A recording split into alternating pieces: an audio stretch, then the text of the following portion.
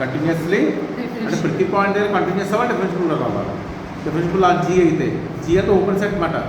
ఈ జీ అనే open set మీద ప్రతి పాయింట్ ఎఫ్ కంటిన్యూస్లీ డిఫరెన్షియబుల్ అయితే, కంటిన్యూస్ అవ్వాలంటే ఇప్పుడు Z tends to F of Z F of A అవ్వాలి. డిఫరెన్షియబుల్ అంటే F of Z minus F of Z A by Z minus limit అయితే ఎగ్జిస్ట్ అవ్వాలి. అలా హోల్డ్ అయితే అప్పుడు ఆ ఫంక్షన్ అనలిటికల్ ఫంక్షన్ అండి. కానీ డిఫరెంట్ గురించి చెప్పచ్చు. ఎఫ్ ఈజ్ అనలిటికల్ అంటే ఏ అవ్వాలంటే పర్టికులర్ ఏ దగ్గర చెప్తాం. అంటే ఏకి ఎన్బిడి తీసుకోండి. ఎన్బిడి అంటే తెలుసు కదా, నైబర్హుడ్ అంటే నియర్ పాయింట్స్ అని.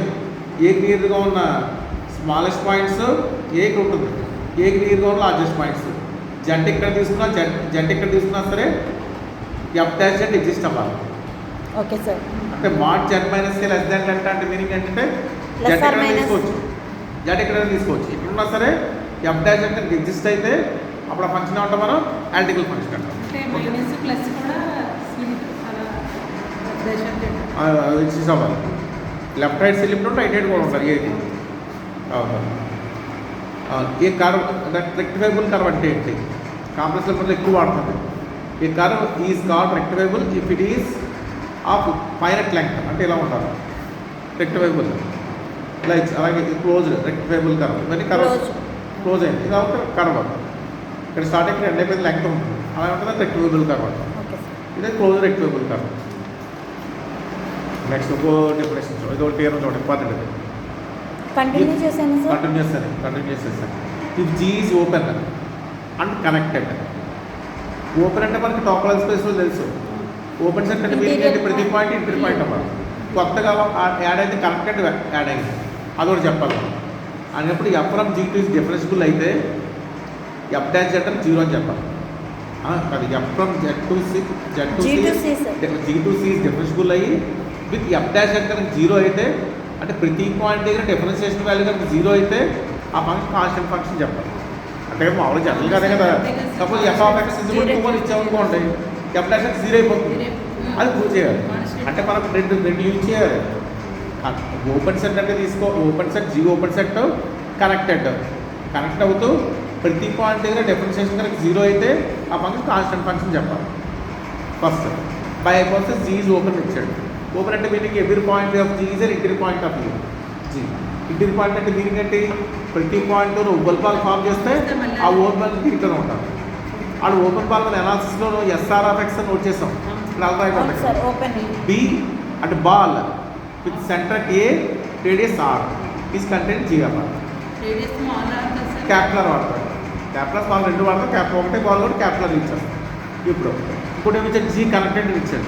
కనెక్ట్ అంటే ఏంటంటే the only subsets of G ఇచ్చారు both open and closed are G and empty set. Topological స్పేస్లో మనకి ఎంటీ సెట్ని ఎక్స్నే ఉంటాం, మనం ఫ్లో ఓపెన్ సెట్స్ అంటాం. ఇప్పుడు జీ కనెక్ట్ అవ్వాలంటే only open set empty set G itself రెండే అవ్వాలి, ఫ్లో ఓపెన్ సెట్స్ అవ్వాలి. మిగతా సెట్స్ అవి కో ఓపెన్ అవ్వకూడదు.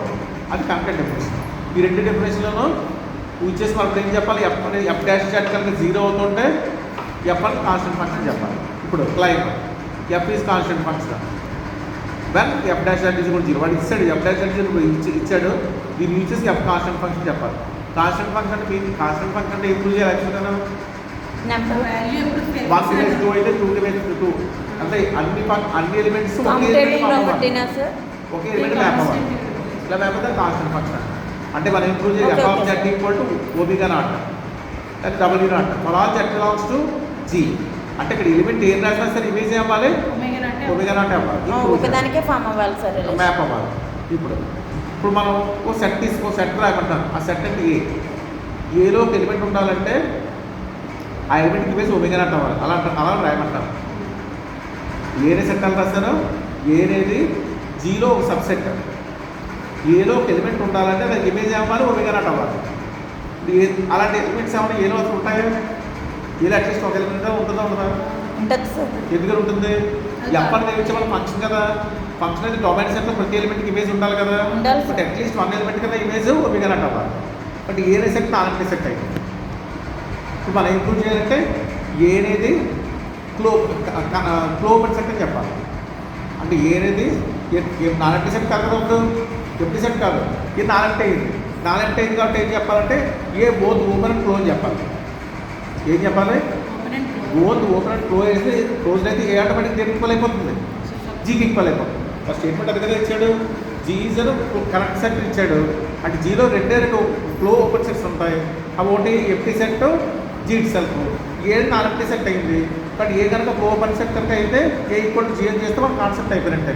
అంటే ఏ ఈజ్ ఈక్వల్ టు జీ అయిందంటే మీనింగ్ ఏంటి, ఏలో ప్రతి ఎలిమెంట్ జీతం వ్యాపారం ఉన్నాయి ఒమేగా ఆడుకో. ఎప్పుడైతే ఏ ఈజ్ ఈక్వల్ టు జీ అయిందో జీలో ప్రతి ఎలిమెంట్ జీతం వ్యాప్ అయిపోతాయి. అప్పుడు మనం ప్రూవ్ చేస్తున్నది కదా, అర్థమైందా?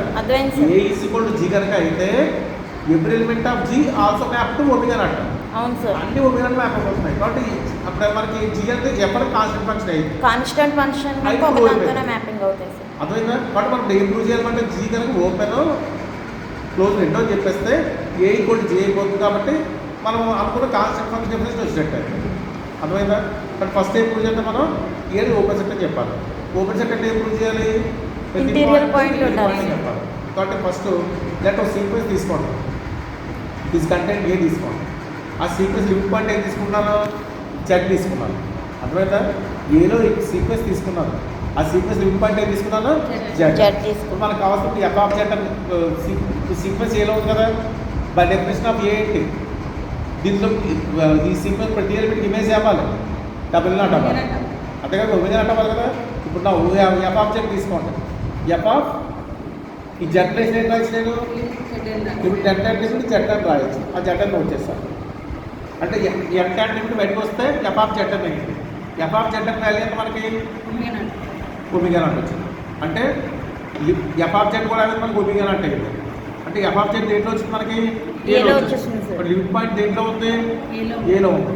ఓ సెట్లో లిమిట్ పాయింట్స్ అన్ని ఏలో ఉన్నాయనుకోండి, ఆ సెట్ ఏమంటాం మనం, closed set. Close set. A close అయితే ఫస్ట్ క్లోజ్ ప్రూవ్ చేస్తాం. నెక్స్ట్ ఏం చెప్పాలి, ఓపెన్. ఓపెన్ చెప్పాలి. ఓపెన్ చెప్పాలి, ప్రతి ఇంటీరియర్ పాయింట్ చెప్పాలి సార్. దానికోసం కొద్ది లెక్కగా చేయాల్సి వస్తుంది.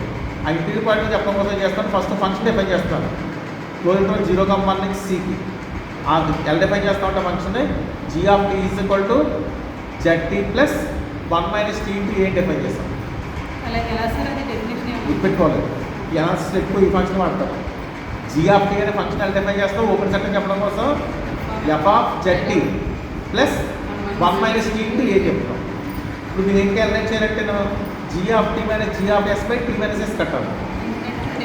ఓన్లీ 1 పాయింట్ ఫామ్ చేసినప్పుడు ఫార్ములా కదా సార్ అది.